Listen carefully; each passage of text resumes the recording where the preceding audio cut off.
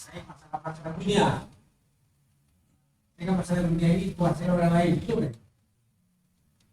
Jadi pernyataan Mas Hadi ini sangat menarik untuk kita perhatikan. Dan juga lingkungan Malaysia, bukan kita di Malaysia, kan? Termasuk sebenarnya gagal mencetak kader-kader bangsanya untuk mampu bersaing masalah-masalah dunia. Sehingga masalah dunia dikuasai orang lain. Sehingga di Malaysia itu masalah ekonomi dan teknologi dikuasai orang lain, bukan orang Malaysia. Jadi merupakan suatu tantangan bagi kita. Walaupun kita tidak sama dengan Malaysia, kita mungkin serba sama, tapi beda lah. Kira-kiranya memberikan inspirasi bagi kita untuk bisa menjawab. Nah, dari mana kita mulainya? Nah, zaman itu kan biasanya baca di masjid. Setelah sekolah dia sekolah lagi kan, di masjid dia tempat belajar. Jadi masjid itu tempat belajar yang tanpa sampai akhir ya. Berarti kita manfaatkan masjid untuk belajar masalah dunia dan akhirat. Ya, dasar filosofinya kenapa kita ini beberapa penasihat yang buku seri ini untuk mensosialisasikan sunatullah. Kenapa sunatullah itu objektif pasti dan tetap. Satu cerita waktu terjadi peristiwa Mina, seorang profesor ketemu sama saya, Pak Denalis, ini haji ini benar nggak? Orang di sini apakah labbaik Allahumma labbaik syarika labbaik, kita bertemu matinya tidak enak, injak. Tapi benar atau tidak? Beliau seorang dokter. Itu saya punya pengalaman ini saya bilang itu sunatullah sebenarnya. Terowongan kapasitasnya 5.000, dimasuki 25.000, 12.000 di utara, 12.000 di selatan. Tabrak tidak diinjak sebenarnya. Sama dengan ada perahu kapasitas 100, itu bayi 500, kiai semua ke dalam tak. Perahu kapasitas 100, itu bayi kiai semua 500, piritan semua ke dalam tak. Jangan salahkan Tuhan. Kalau kamu kalah dalam apapun, jangan salahkan Tuhan, karena sunnatullahnya tidak dipelajari. Kenapa Nabi Muhammad dipindahkan ke suruh hijrah ke Madinah? Itu dekat tempat teori ilmu manajemen. Nabi Muhammad itu disuruh latihan praktek manajemen. Kan bisa saja 2 kali kesaktian disandet semua orang kafir. Orang kafir itu bisa kan? Tapi enggak, kamu harus belajar sunatullah. Kalau belajar sama orang waktu membuat hari itu Handak. sama orang Malaysia, sama orang Iran. Aku lelah, bateraiku lemah. Bagaimana cara mempertahankan di sini supaya tidak digalahkan. Pengalaman kami Pak, buat Farid, ini betul. Kenapa Kak Tuhan kasih ilmu kepada Ibrahim Nabi? Kamu buat Farid kan Tuhan yang nyuruh kan Salman itu sudah pulang. Tapi kalau dari kacamata ilmu manajemen, belum ada lihat pakar-pakar itu mengerti apa sebab Nabi itu pindah ke Medina. Dari kacamata ilmu manajemen, dari pakai ilmu sunatullah. Dia belajar sunatullah mulai perang-perang kecil sampai besar. Akhirnya masuk Mekah tanpa bandara. Ini perlu kita kaji itu apa berarti sunatullah. Pasti objek dapat tetap, pasti objektif, tidak peduli siapapun. Orang Yahudi dapatkan, jadi yang menang. Ini sekarang dia kuasai sunatullah, senjata dia menang. Objektif pasti, batu itu pasti jatuh dari atas ke bawah. Tetap dari dulu sampai sekarang begitu, itu namanya objek sunatullah. Jadi orang mengatakan agama tak terbaik itu namanya apa? Iya, betul. Agama tanpa ilmu. Jadi kenapa kita tidak menguasai masalah dunia? Karena tidak pakai ilmu. Itu kita mencoba sekarang berikis dari gimana kita mulai? Kenapa? Kalau sekolahan 5 tahun sudah selesai. Tapi kalau masjid sampai akhir hayat kita masih belajar. Hal itu masalah sunnah ini perlu dimasukkan ke masjid. Pertama-tama lah kemudian ya, mulai tambah nanti kepada ya. 5 masalah keturunan dan keluarga. Karena itu masalah dunia yang sebetulnya kalau orang Islam bisa saja membiasa dari akhirat karena kita beribadah. Jadi orang kan juga beribadah. Hanya besar.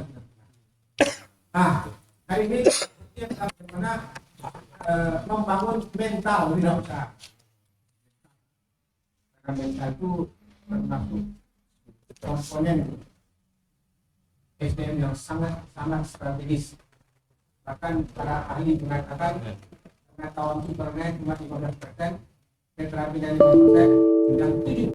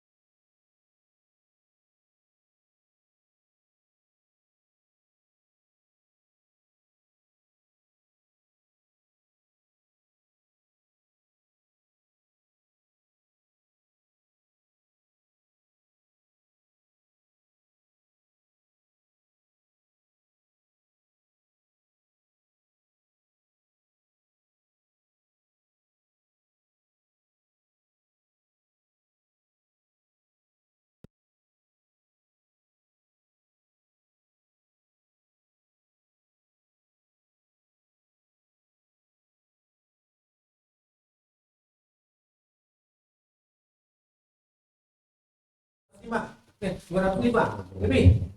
Padahal cuma SMP. Kursus di saya cuma seminggu di Singapura. Hanya seminggu. Alibaba yang punya Mas Pion ini. Hanya seminggu. Kalau tiap Jumat kita kan bisa lebih hebat dari Alibaba, insya Allah. Boleh kan bercita-cita?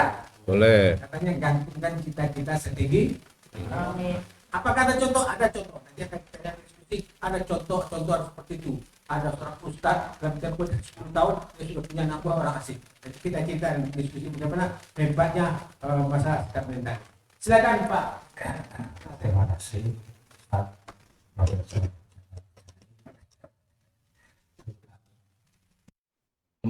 Warahmatullahi wabarakatuh. Alhamdulillah wa syukurillah ala nikmatillah asyhadu an la ilaha illallah wahdahu la syarikalah wa asyhadu anna Muhammadan abduhu wa rasuluhu la nabiyya ba'da. Allahumma shalli wa sallim ala Muhammad wa ala alihi wa ashabihi wa mawalah amma ba'du. Ibu, bapak, saudara-saudara jamaah salat subuh Masjid Imam Bukhari BDM Kota Malang yang berbahagia, yang insya Allah selalu dirahmati dan dimuliakan oleh Allah Subhanahu wa Ta'ala. Puji syukur kita panjatkan kehadirat Allah Subhanahu wa Ta'ala atas limpahan nikmat karunia Allah yang begitu banyak dilimpahkan kepada kita semua. Salah satunya adalah nikmat pada pagi hari ini kita dapat melangkahkan kaki kita di samping sholat berjamaah. Insya Allah kita akan menambah ilmu kita, yaitu tentang kewirausahaan entrepreneurship, yang mana ini bukan berarti saya di depan ini orang yang sukses, orang yang berhasil, bukan berarti seperti itu, atau juga bukan berarti saya yang di depan lebih pandai atau lebih pintar daripada Bapak Ibu, bukan, ya, tetapi ya sedikit kita berbagi. Kebetulan saya sebagai pengampu mata kuliah juga ini, mata kuliah di samping bisnis global, ada mikro makro economics, kemudian etika bisnis dan kewirausahaan. Ini mata kuliah saya di kampus, dan alhamdulillah Bapak Ibu, setelah kita sedikit belajar tentang kewirausahaan, saya bisa menerapkan, ya, walaupun kecil-kecilan, menerapkan aplikasi daripada kewirausahaan ini di dalam dunia bisnis yang alhamdulillah oleh Allah diberi jalan, yaitu dengan usaha kos-kosan, ya, alhamdulillah. Salawat dan salam mudah-mudahan tetap terlimpahkan pada junjungan kita Nabi Agung, Nabi besar Muhammad Shallallahu Alaihi Wasallam serta keluarga, para sahabat dan juga para pengikut-pengikutnya, termasuk kita semua mudah-mudahan selalu mengikuti jejak Rasulullah Shallallahu Alaihi Wasallam dan para sahabatnya. Dijanjikan kalau kita betul-betul mengikuti jejak Rasulullah akan mendapatkan keridhaannya di dalam kehidupan dunia ini sampai nanti di akhirat. Dijanjikan akan mendapatkan surga yang penuh dengan kenikmatan. Itu ada di dalam Quran surat At-Taubah ya 100. Bapak Ibu, nanti mungkin banyak diskusi, tetapi saya akan berikan pengantar dulu. Jadi ini sifatnya pemantik ya, atau stimulasi atau stimulan untuk kita semua. Walaupun kita juga mungkin sudah terjun di dalam dunia bisnis atau wirausaha, saya lihat ini banyak bapak-bapak yang alhamdulillah sudah sukses, seperti Pak Masudiana ini kos-kosannya luar biasa, jumlahnya 75 kamar. Nah ini kan orang sukses saya katakan. Kemudian ada Pak Usman juga sukses, Pak Darmawan, ya diam-diam ternyata juga punya kos-kosan Bapak Ibu.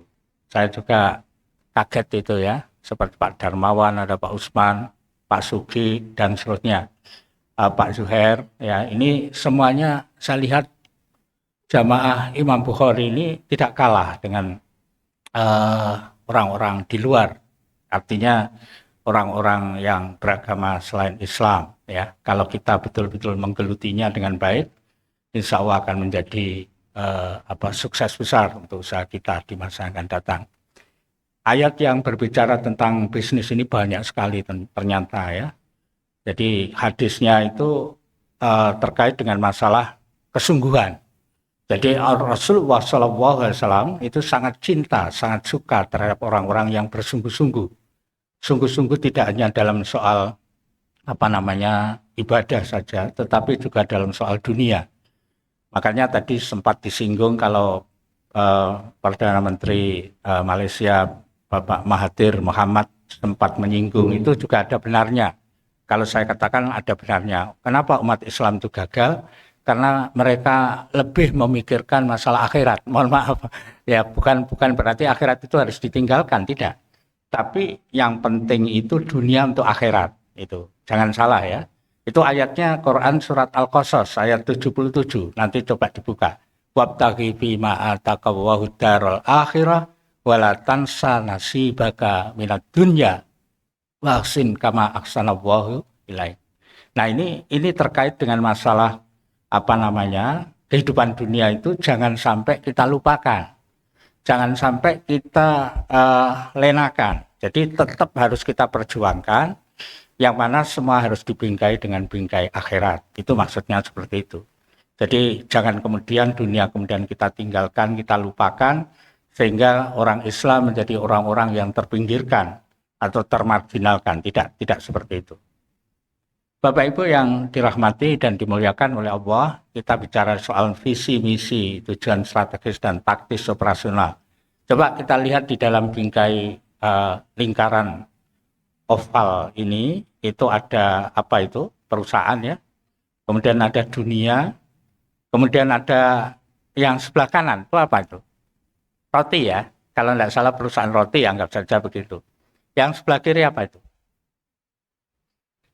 Duit ya, dolar ya, seperti itu. Bapak Ibu, ini menjadi visi misi kita. Yang utama itu adalah bagaimana kita menetapkan misi dalam hidup ini. Contoh kalau kita sebagai calon wirausaha, itu paling tidak kita harus berusaha menetapkan visi dulu. Contohnya apa? Saya ingin jadi pengusaha sukses. Nah, itu seperti itu. Itu visi ke depan. Kemudian itu nanti akan diturunkan, diderivatifkan menjadi misi yang terukur. Jadi misi itu Bapak Ibu adalah hal-hal yang terkait dengan penjabaran dari visi yang harus terukur. Mungkin 5 tahunan, kemudian 1 tahunan dan seterusnya. Dan tujuan yang namanya tujuan strategis itu kaitannya dengan jangka panjang. Kalau tujuan taktis atau taktis operasional itu jangka pendek. Ini yang harus kita jabarkan seperti itu. Jadi tidak kemudian kita punya angan-angan kosong yang tidak jelas, yang tidak pernah kita wujudkan. Banyak, mohon maaf, di antara kita itu hanya bersifat wacana, diskursus saja. Jadi tidak punya ciri bertindak, Pak ya. Eksekusi itu jarang sekali di antara kita kaum muslimin mempunyai ciri eksekusi itu. Padahal ini sangat penting ketika kita punya ide, punya gagasan, wawasan ke depan, kemudian kita wujudkan dalam bentuk aplikasi yang harus kita terapkan, itu harus. Jadi jangan kemudian kita punya visi ke depan tapi tidak ada aplikasinya, tidak ada turunannya, tidak ada eksekusinya, tidak ada tindakannya. Bapak Ibu yang dirahmati oleh Allah Subhanahu wa taala, kita bicara wirausahawan ini harus memiliki visi ke depan, jelas. Kemudian mampu menjabarkan visi tersebut dalam misi dan tujuan secara strategis dan taktis operasional. Ini penting sekali Bapak Ibu. Saya melihat orang-orang yang sukses dalam kehidupan dunia itu mampu menerapkan ini. Pertanyaannya, apakah seorang pegawai bisa menjadi pengusaha? Bisa, saya yakin bisa. Jadi jangan sampai kita punya pikiran, waduh saya seorang PNS, saya seorang ASN dan seterusnya, saya seorang pegawai, kemudian saya tidak bisa melakukan usaha. Tidak. Masih banyak waktu luang yang bisa kita gunakan untuk menerapkan tentang wirausaha ini. Ya silahkan Anda sebagai pejabat, sebagai seorang birokrat dan lain sebagainya, tetapi jangan lupa menjadi pengusaha. Ini kalau saya seperti itu.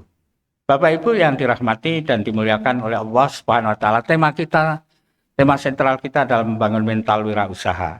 Nanti mohon dikoreksi, dikritisi, barangkali ada yang salah, saya minta untuk sharing ya. Tidak mesti saya di depan ini yang seperti saya katakan di depan tadi. Bapak Ibu yang dirahmati dan dimuliakan oleh Allah Subhanahu wa taala, ini ada pernyataan begini, ini sebagai pendahuluan. Jika dahulu kewirausahaan itu merupakan bakat bawaan sejak lahir dan diasah melalui pengalaman langsung di lapangan, maka sekarang ini paradigma tersebut telah bergeser. Jadi tidak istilahnya bakat bawaan, tidak, itu bisa dipelajari Bapak Ibu. Saya pikir bisa dipelajari. Ya, maka sekarang ini paradigma tersebut telah bergeser. Kewirausahaan telah menjadi satu disiplin ilmu yang mempelajari tentang nilai, kemampuan, ability, dan perilaku seorang dalam menghadapi tantangan hidup untuk memperoleh peluang dengan berbagai resiko yang mungkin dihadapinya. Bapak Ibu, sekedar contoh, orang-orang yang tidak punya visi ke depan, ya, ini kemudian hancur di belakang. Artinya dalam perjalanan itu tidak mempunyai orientasi, tidak punya tindakan yang mengarah kepada usaha, perbaikan hidup, dan lain sebagainya. Ya, sekedar contoh, banyak di antara teman-teman saya contoh SMP itu, walaupun anaknya pengusaha sarung ya, terkenal di Lamongan itu pengusaha sarung, itu ternyata bapaknya, mohon maaf, tidak mendidik atau mewariskan ilmu usahanya, usaha sarungnya itu kepada putra-putrinya. Akhirnya begitu orang tua meninggal, bangkrut total Bapak Ibu. Tidak ada yang melanjutkan. Dan mohon maaf, anak-anaknya, putra-putranya menjadi keluarga yang miskin secara ekonomi. Kasihan sebenarnya. Padahal orang tuanya kaya raya. Bapak Ibu, makanya dalam bidang wirausaha ini harus kita pelajari. Karena kalau kita ingin orang menjadi sukses, tentunya harus ada upaya untuk belajar ya. Jadi wirausaha ini menjadi satu disiplin ilmu yang pelajari tentang nilai dan lain sebagainya tadi. Yang artinya bahwa wirausaha itu bisa dipelajari. Kita bisa jadi orang sukses secara keduniaan. Ya, bisa menjadi orang sukses. Dan tentunya Bapak Ibu yang dirahmati oleh Allah Subhanahu wa taala, ketika kita mendapatkan rintangan-tantangan, kemudian jangan putus asa. Kita tetap harus semangat, optimis. Banyak orang yang begitu mendapatkan ujian satu kali, katakanlah jatuh misalnya, itu sudah tidak mau membangun lagi. Ya, padahal itu mungkin kita perlu evaluasi ya, kekurangan-kekurangan apa yang didapati di sana yang mesti harus diperbaiki. Tapi dia sudah putus asa. ya, tidak menyemangati dirinya untuk bangkit dari keterpurukan, tidak. Tapi Bapak Ibu yang dirahmati oleh Allah, kalau kita paham bahwa seberapa kali kita jatuh, ya, seberapa banyak kita jatuh, itu masih ada kesempatan untuk bangun. Jadi yang dinamakan kegagalan itu katanya orang sekarang kan itu adalah keberhasilan yang tertunda, gitu ya, Bapak Ibu. Bapak Ibu yang dirahmati oleh Allah Subhanahu wa taala, sebagai satu disiplin ilmu, maka ilmu kewirausahaan dapat dipelajari dan diajarkan.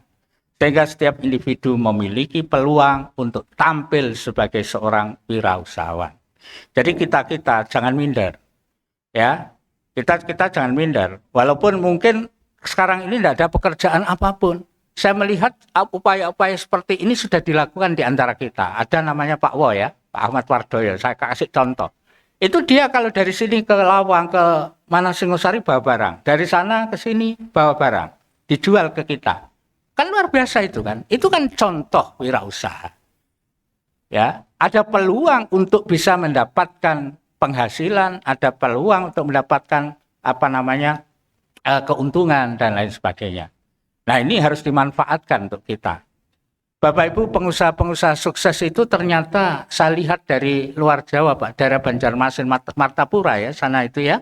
Kalau ke sini ke Jawa bawa barang-barang berharga, emas dan lain sebagainya, perak. Itu jadi orang kaya semua rata-rata. Banyak mahasiswa saya itu kaya-kaya itu ternyata itu, Pak. Kemudian kalau dari Jawa ke sana juga bawa barang, Pak. Bawa barang yang di sana tidak ada dan itu harganya berlipat 3 kali lipat, Bapak Ibu.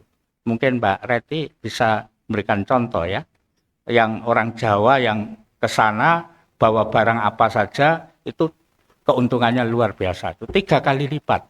Saya sempat lihat di Samarinda, Bapak Ibu.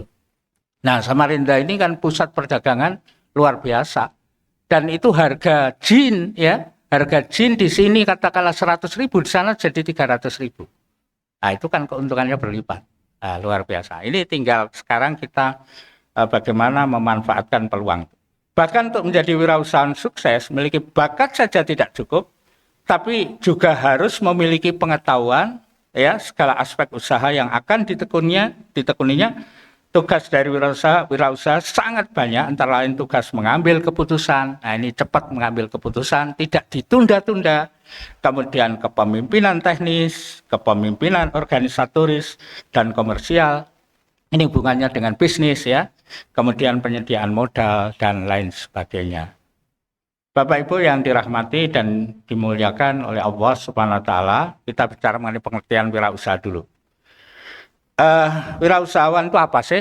Wirausahawan itu adalah seseorang yang mempunyai kemampuan melihat dan menilai peluang. Ya, nah ini melihat dan menilai peluang. Memanage, mengelola sumber daya yang dibutuhkan, serta mengambil tindakan yang tepat guna memastikan sukses secara berkelanjutan. Ada berkelanjutan. Kalau dalam istilah TQM, Total Quality Management, itu ada istilah continuous improvement, perbaikan secara terus-menerus. Kita di dalam mencari tujuan perusahaan itu kan ada 3. Yang pertama adalah mencari keuntungan, yang kedua ekspansi perusahaan, ya, untuk membuka cabang-cabang di beberapa tempat. Kemudian yang ketiga adalah kontinuitas perusahaan. Ini jangan lupa. Jadi 3 hal ini tujuan perusahaan yang harus kita canangkan di dalam kehidupan kita. Bagaimana kita mencari keuntungan? Nah, kan gitu ya. Yang kedua, bagaimana kita mengembangkan usaha kita, ekspansi perusahaan kita. Yang ketiga adalah bagaimana kelangsungan hidup usaha kita bisa terjamin. Tidak hanya umur 1-2 tahun berdiri kemudian gulung tikar, tidak seperti itu, tetapi berkelanjutan. Nah, ini makanya yang dibutuhkan di sini adalah kemampuan melihat dan menilai peluang, memanage atau mengelola sumber daya yang dibutuhkan, serta mengambil tindakan yang tepat guna memastikan sukses secara berkelanjutan. Bapak Ibu yang dirahmati Allah, kebutuhan akan wirausaha itu ternyata luar biasa, jumlahnya banyak sekali. Kalau itu bisa kita capai, terutama dari masjid, berangkat dari masjid ini, kemudian kita menjadi pengusaha-pengusaha sukses, itu akan bisa mengubah konstelasi Indonesia. Saya anggap seperti itu. Ya kan? Jika negara kita ingin berhasil di dalam pembangunannya, maka kita harus menyediakan 4 juta wirausahaan besar dan sedang. Dan kita masih harus mencetak 40 juta wirausahawan kecil. Nah, ini berangkatnya dari yang kecil, 40 juta. Nah, ini jangan kemudian dinafikan, ya tetap kita harus berjuang menjadi pengusaha-pengusaha sukses. Ini adalah satu peluang besar yang menantang untuk berkreasi, mengadu keterampilan, membina wirausahawan di dalam rangka turut berpartisipasi membangun negara dan bangsa Indonesia. Ternyata Bapak Ibu, Jepang itu bisa maju karena apa? Pengusahanya. Ya kan? Waktu dibom oleh pasukan sekutu tahun 45 itu, 2 kota besar hancur berantakan itu, ya sudah tidak punya harapan lagi. Sebenarnya sudah tidak punya harapan lagi. Tapi kaisarnya waktu itu, kaisar siapa? Hirohito kalau nggak salah, itu manggil semua tokoh-tokoh, termasuk ahli pendidikan, pengusaha segala macam, dikumpulkan.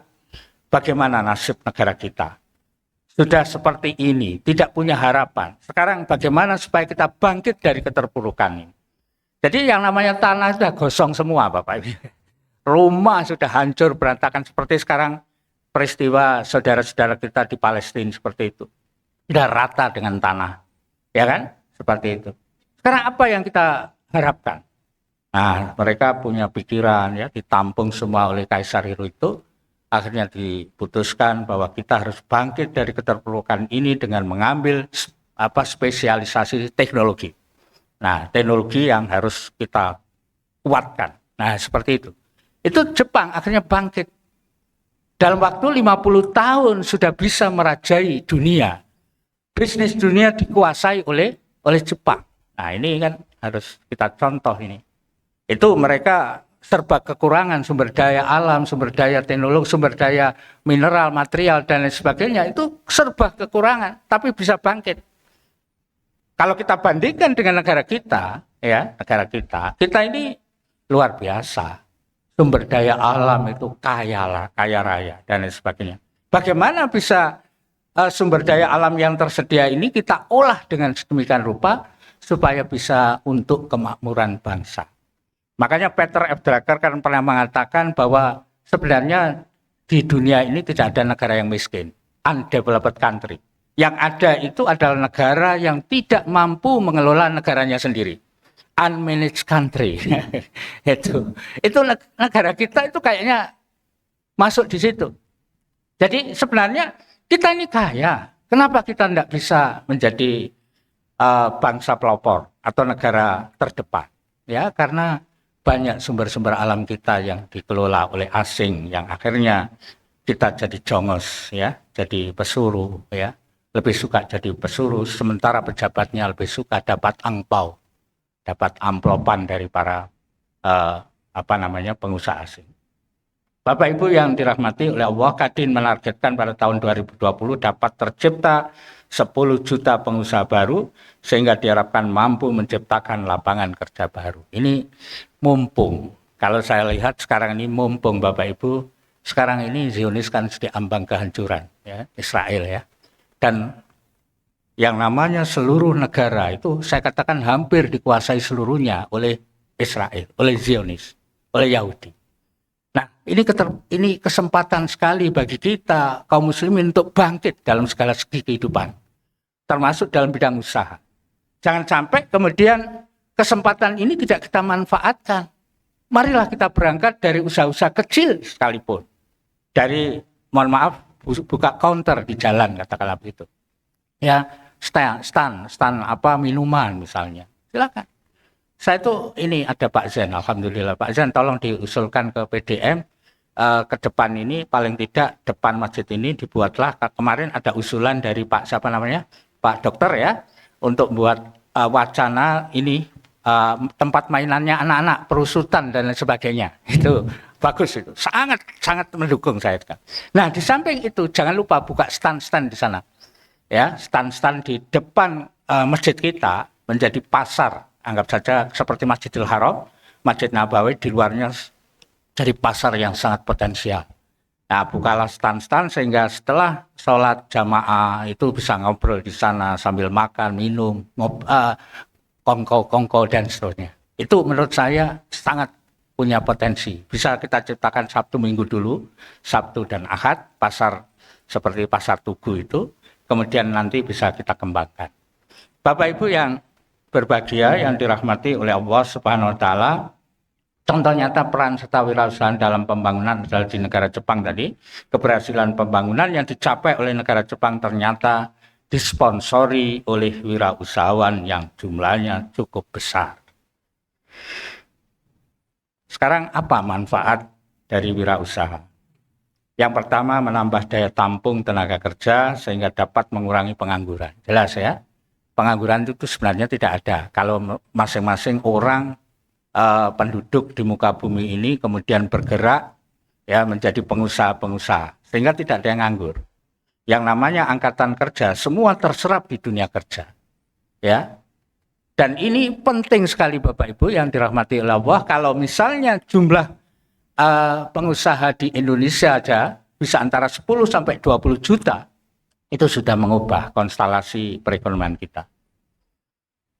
Sebagai generator ya, penggerak pembangunan lingkungan ya di bidang produksi, distribusi, pemeliharaan lingkungan, kesejahteraan dan sebagainya. Berusaha memberi bantuan pada orang lain dan pembangunan sosial sesuai dengan kemampuannya. Jadi kalau kita jadi pengusaha-pengusaha, maka tangan kita akan di atas, bukan tangan kita di bawah. Kan gitu ya. Kalau orang tangannya di atas itu kan lebih mulia. Secara ajaran agama, orang tangannya di atas itu lebih mulia daripada tangannya di bawah. Nah sekarang bagaimana kita menciptakan menjadi pengusaha-pengusaha sehingga akhirnya kita menjadi orang-orang yang suka berderma, suka beramal, suka memberikan infak, sedekah, zakat dan seterusnya. Maka luar biasa itu yang namanya pembangunan akan bisa tercipta dengan sendirinya. Berusaha untuk mendidik karyawan menjadi orang mandiri, disiplin, jujur, tekun menghadapi pekerjaan, memberikan contoh kepada orang lain bagaimana kita harus bekerja keras.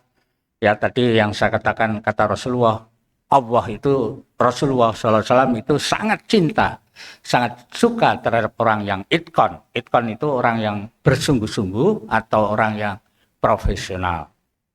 Hidup secara efisien, tidak berfoya-foya dan tidak boros. Nah itu saya pikir manfaatnya luar biasa Bapak Ibu yang dirahmati Allah. Kalau kita benar-benar bisa menciptakan diri kita menjadi pengusaha-pengusaha, maka insya Allah manfaat ini bisa kita capai. Ciri-ciri wirausahawan, nah ini yang harus kita miliki. Percaya diri, self confidence. Kita tidak boleh punya rasa bisa berhasil gitu ya. Saya nggak punya modal gitu ya. Modal itu menurut saya bukan jadi ukuran untuk kita berusaha. Jadi artinya orang yang tidak bermodal pun itu bisa sukses. Seperti yang diceritakan oleh Pak Janalis itu, ternyata kalau dia punya koneksi, punya hubungan, komunikasi dan lain sebagainya dengan orang-orang penting yang punya modal, alhamdulillah ya, insya Allah usahanya akan bisa berjalan. Ini percaya diri. Yang kedua, berorientasi pada tugas dan hasil. Yang ketiga, keberanian mengambil resiko. Nah ini biasanya yang tidak dimiliki oleh kita. Ya, berani mengambil resiko itu memang berat ya. Berat. Waduh nanti kalau rugi sekian juta gimana ya? Nah gitu ya. Pertanyaan itu selalu muncul ya di dalam diri kita. Kepemimpinan, leader. Nah ini ciri petindak ini Pak. Jadi kalau kepemimpinannya itu mempunyai ciri petindak eksekusi, itu akan insya Allah mudah, cepat sekali. Kalau tidak punya ciri ini, kepemimpinan yang petindak, ya maaf mungkin akan tertunda keberhasilannya.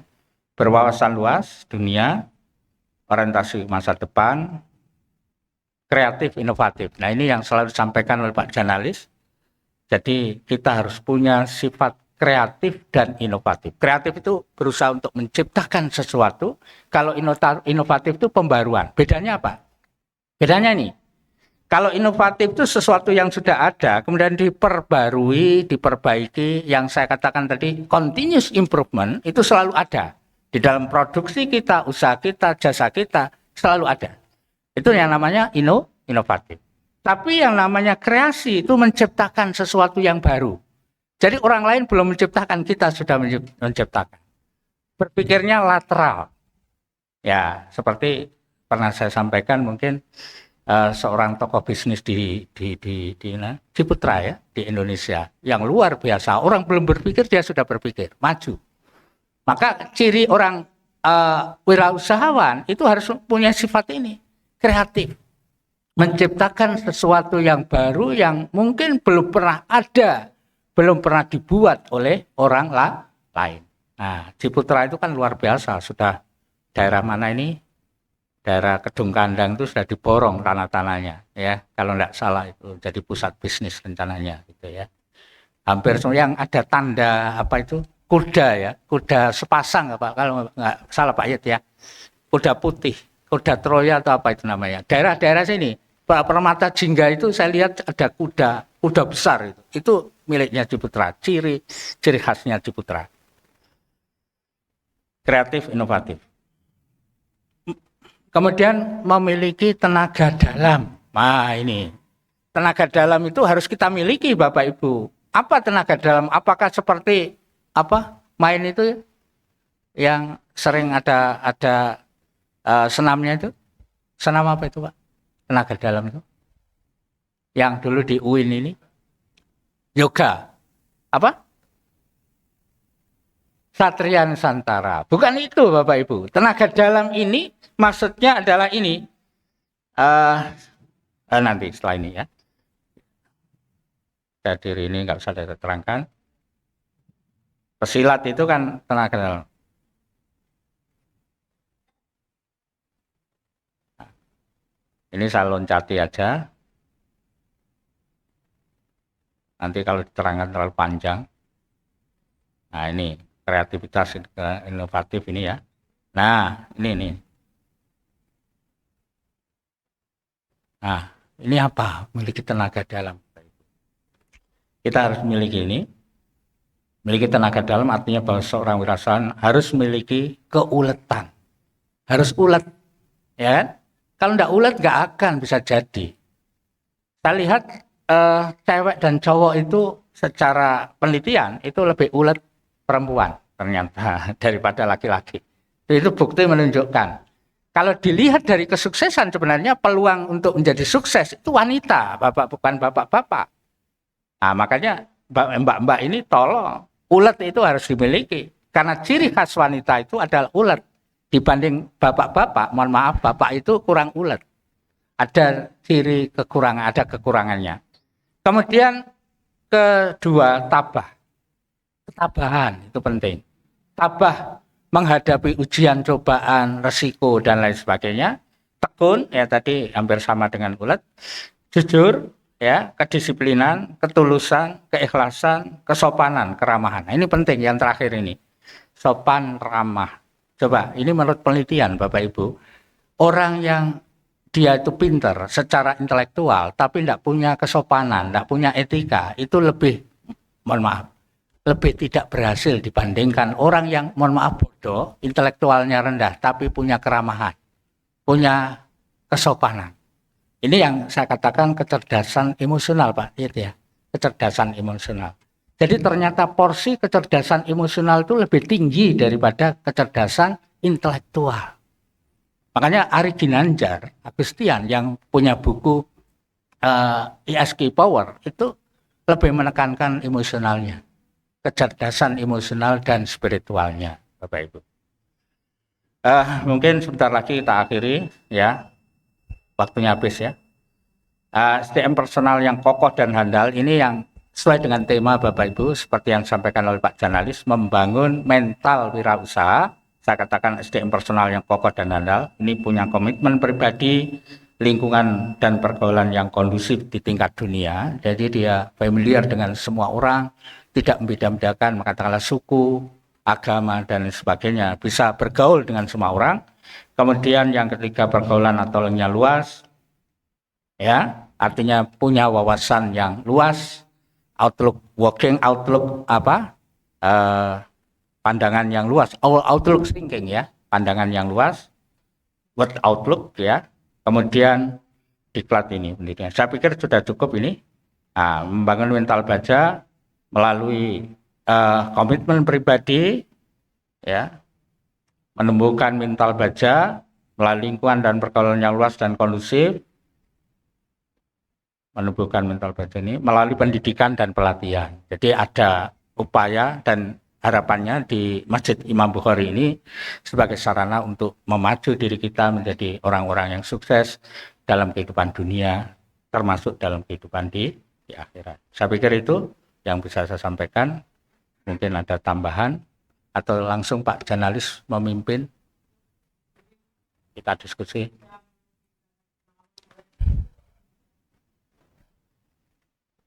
Silakan.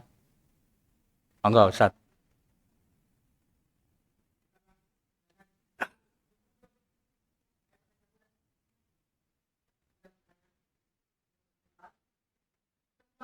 Bisa bantah, bisa bantah.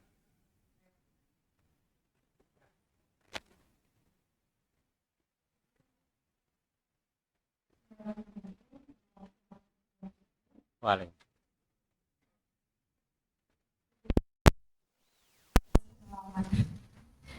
Jadi gini, saya itu tinggalnya di asrama dari S1 SMA. Nah, kalau dari dulu tuh saya selalu bantu guru-guru yang habis kayak jualan-jualan kecil-kecilan itu, nah saya selalu bantu itu. Nah, itu selalu saya jual tuh selalu laris. Nah, dari SMA, tapi saya bantuin orang lain, gitu, bantuin guru kayak gitu-gitu. Terus setelah di asrama, teman-teman biasanya punya bisnis kayak gamis segala macam, saya bantu juga dan itu laris.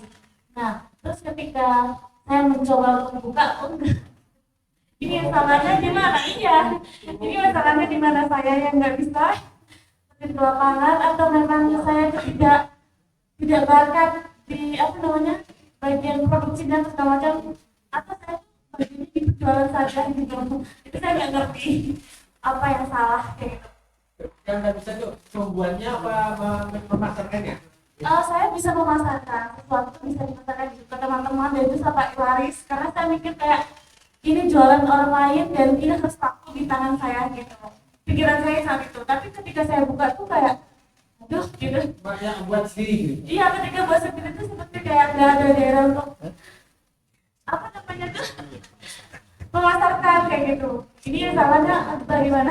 Saya coba dari yang lain, kita Iya, Maaf, saya jawab ya. Artinya nanti sudah tahu depannya apa yang lain, masuk jalan ya sudah.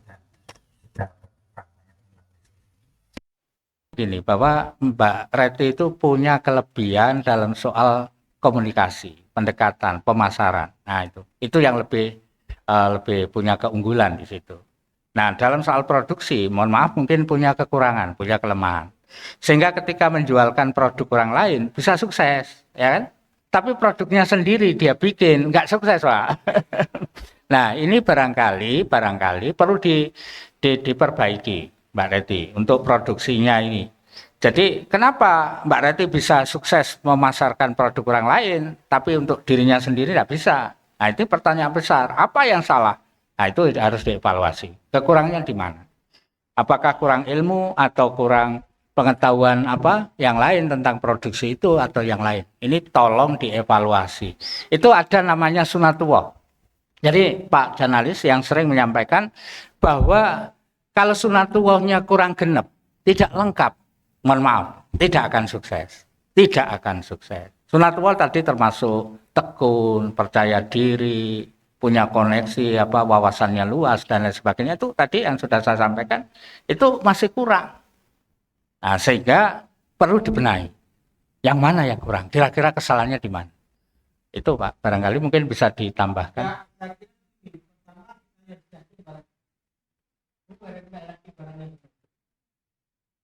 Yakin di barang. Ternyata dibandingkan punya orang lain, kita enggak.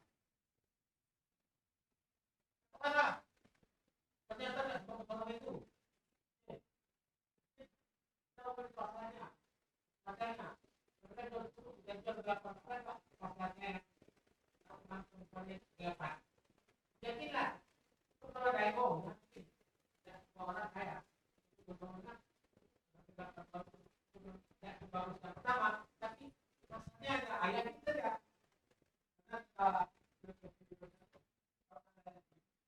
Ya, bisa. Hadis yang pertama hebat. Ya, ini barang pertama. Walaupun ada yang lain, ya kita pesankan. Ada tempatnya.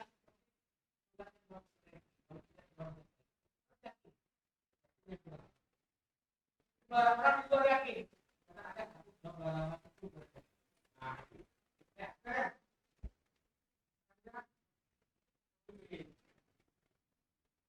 Nah, silakan itu Pak Sugi. Alhamdulillah Pak Sugi. Ini sudah banyak berkiprah ini di bisnis. Ya, silakan Pak Sugi sharing.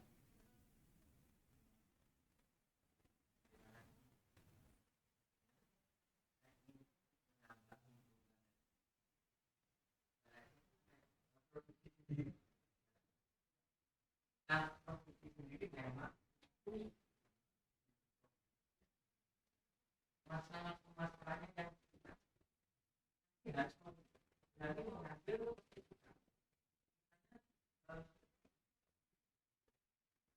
misalnya itu di daerah negaranya terus B mas C itu dan untuk melakukan pemasarannya ada barang baik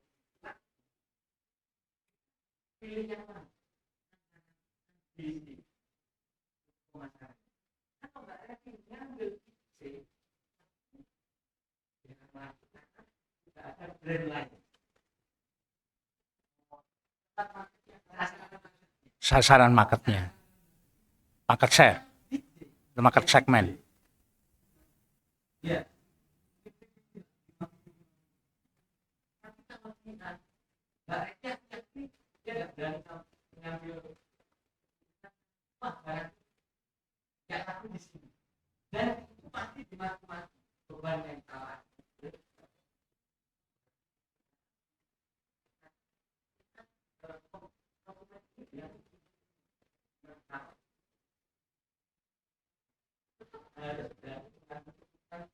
Daerah untuk kedepannya pasti keberhasilan yang lebih dari C dan B dan C tadi.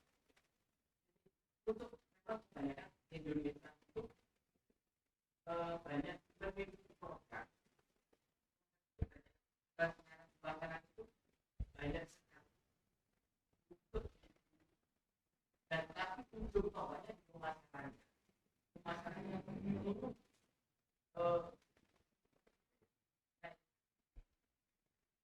yang detailnya pemasaran itu harus berani mengambil kita jualan di konsumen. Masyarakat harus di juga dan banyak konsumen yang membutuhkan bagian pemasaran kalau produk umumnya jalan terus masyarakat baru berani mengambil saya harus tahu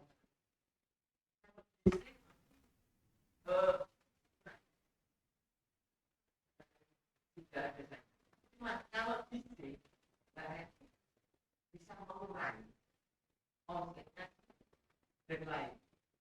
Nah, untuk geser, jadi hanya itu pergeseran proses lain yang bisa mengurangi omset di daerah pemasaran B dan C. Artinya kota.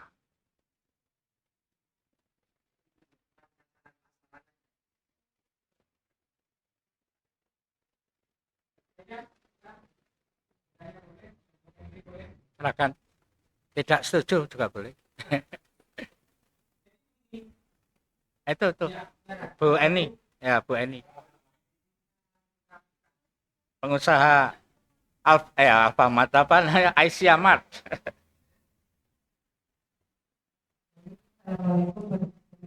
Waalaikumsalam.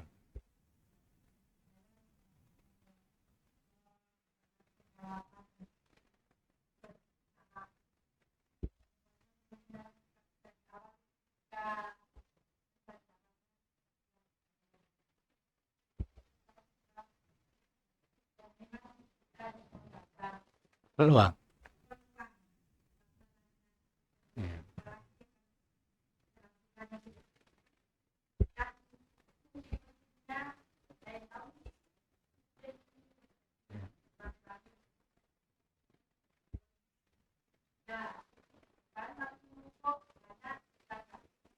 Aku.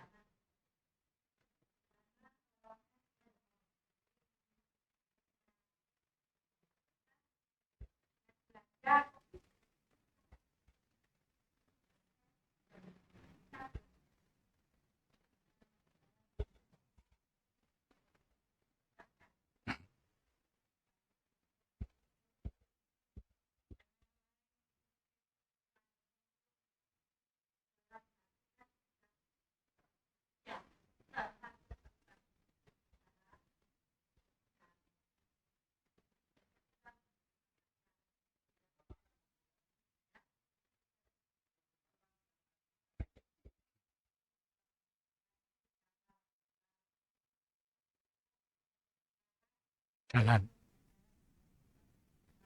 Alhamdulillah.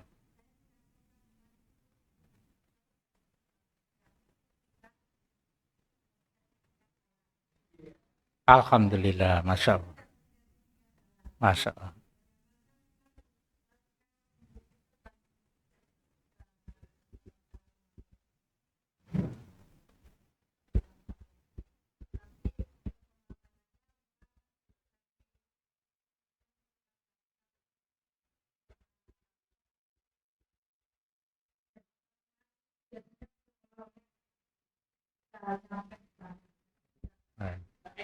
Ekspor ya. Itu kalau tidak salah Bu, ini di daerah Jalan Veteran itu ada eksportir pecel, Pak. Jadi dia awalnya usaha rumahan, tapi sekarang sudah ekspor. Di daerah Veteran masuk itu loh, SMA. Mungkin Pak Usman lebih tahu. Itu. Ibu-ibu seorang ibu. Bu Wakidi ya. Ya itu masuk pokoknya daerah situ. Itu pengusaha pecel.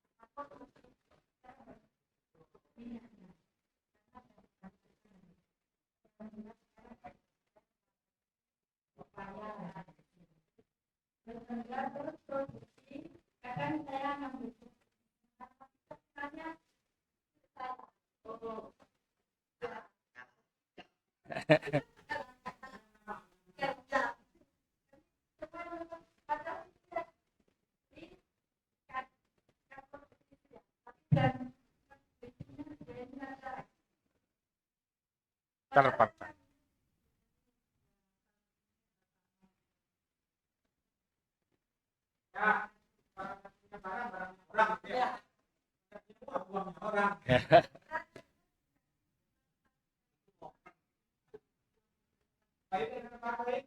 Pak Yed, monggo Pak Yed. Tambahi Pak Yed. Itu ada Pak Mas Diana. Pak Mas Diana. Ya.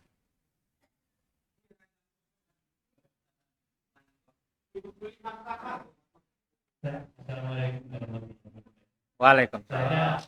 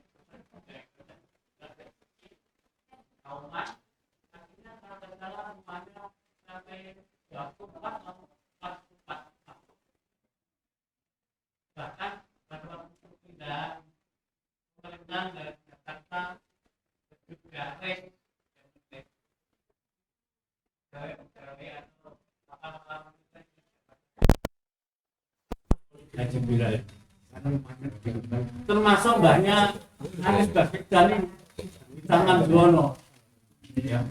Banyak Baswedan dulu sampai akhirnya di tangan Dono, di rumahnya bekas karena rumahnya banyak dan tidak nyewa. Jawa dulu rumahnya sewa dalam bisnis kos-kosan. Kalau dulu kan tidak ada kos-kosan bisnis, kan tidak ada. Pak Lalis waktu mahasiswa dulu kan tidak ada kos-kosan istilah bisnis, kan tidak ada. Kalau biar apa kamar disewakan dan nggak mahal. Sekarang kan sudah dihitungkan sekarang. Berapa aja sekarang? Berapa aja? Jadi ini pengalaman. Nggak tahu telo. Ini gimana? Tawang. Itu yang daripada banyak Pak Telo. Kan mungkin satu kilo kan di pedesaan sana nggak sampai 5.000. Mungkin 2.000-3.000. Misalnya kalau jadikan buat bakwan itu harganya berapa satu itu sudah dapat berapa kali keuntungannya. Nah itu kira-kira yang penting cara-cara seperti yang diberikan oleh Pak Nasik tadi. Nggak lupa namanya. Pak Nasik tadi bisa kita saksikan dalam kita untuk itu pengalaman saja ini. Ya, ada lain? Silakan. Nah. Yuk, ayo ngomong. Pak, baik. Ada tambahan, Pak? Mas tadi, Pak, Budi. Jadi yang paling penting bagi kita adalah salah satu mental bilang satu inovatif ya tadi ya, kreatif. Masanya bagaimana agar kita kreatif? Bagaimana agar kita kreatif? Kreatif bagaimana? Bertindak, jangan no action talk only. Yo, tapi no action. Namun inovatif itu ada artinya membaca, melihat dan mendengar. Membaca, baca buku. Orang Jepang baca buku rata-rata 12 buku satu tahun. Orang Yahudi 15 buku satu tahun. Kita sekarang membaca sudah banyak dengan WA, sudah banyak sudah baca. Walking, looking, talking, manis kami. Jadi kalau jalan-jalan silaturahmi. Nah kalau ngomong silaturahmi jangan wah ngerasa di cewek atau cowok yang punya nilai. Nah bahasanya ini ketemu 10 orang 8 jadi uang. Pada radius 5 meter adalah pasar. Satu pembeli 3 jadi langganan. Kenapa? Karena pedagangnya itu beli. Kenapa? Kalau orang senang dengan barang kita, dia akan cerita pada 3 orang. Kalau tidak senang, dia akan cerita pada 11 orang. Usahakan agar barang kita berarti agar barang kita disenangi orang. Maka orang akan cerita berapa orang? 3 orang. Kalau tidak senang, dia akan cerita berapa orang? 11 orang. Itu adalah orang senang dengan barang kita. Caranya gimana? Barangnya bagus, pelayanannya harus bagus.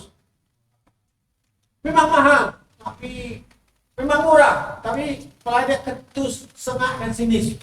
Barang murah, barang enak, tapi pelayannya jelek. Sajanya nggak enak biasa makannya, cuma pelayanannya bagus. Apalagi masakannya bagus, pelayanannya bagus. Nah, ini opini harus dimonitor setiap waktu. Ada alat opini bagaimana orang terhadap produk kita. Apa kelemahan produk beresiko darahku? Dia mudah tidak yakin gitu. Karena menawarkan tidak yakin, orang yakin benar, itu namanya dia pengaruh. Yakin bahwa barang ini bagus, walaupun jelek tapi kan murah. Jadi ada kelebihan barang kita itu benar, kalau tidak bagusnya kurang, berpakainya bagus. Karena berpakainya bagus, harganya yang terjangkau. Jadi walaupun barang kita ada sebagai punya orang, tetap bisa laku.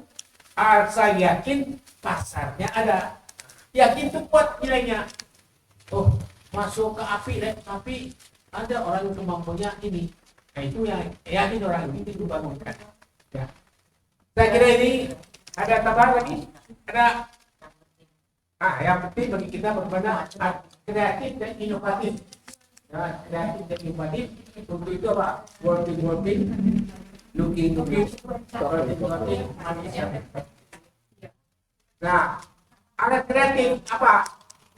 Kita harus kalau kita melihat sesuatu itu mengerti, memahami. Bisa ada contoh, dibandingkan bisa kreativitas. Ada ide baru. Jadi kalau Anda datang sini, ini ide baru. Di mana? Oh, dari cerita tadi itu, Anda punya ide baru. Apa? Itu berarti Anda sudah ATM. Apa? Amati, biru, modifikasi. Yang Anda dengar dari cerita tadi itu ada peti palsu. Nah, itu sudah kreativitas. Itu sudah inovasi namanya.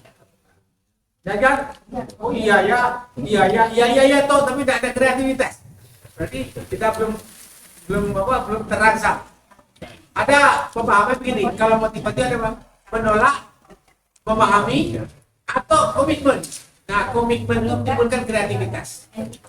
Ya kita berharap dengan forum seperti ini akan timbul kreativitas di rumah ini sambil berhayal ya. Banyak bertanya, mendengar, timbullah ide baru. Nah, pelatihan setiap hari seperti itu lama-lama akan jadi pendekar otot kawan baru. Saya kira cukup sekian. Terima kasih. Assalamualaikum warahmatullahi wabarakatuh. Minggu depan Pak itu akan sampai dengan menggali saya berapa bisnis yang berapa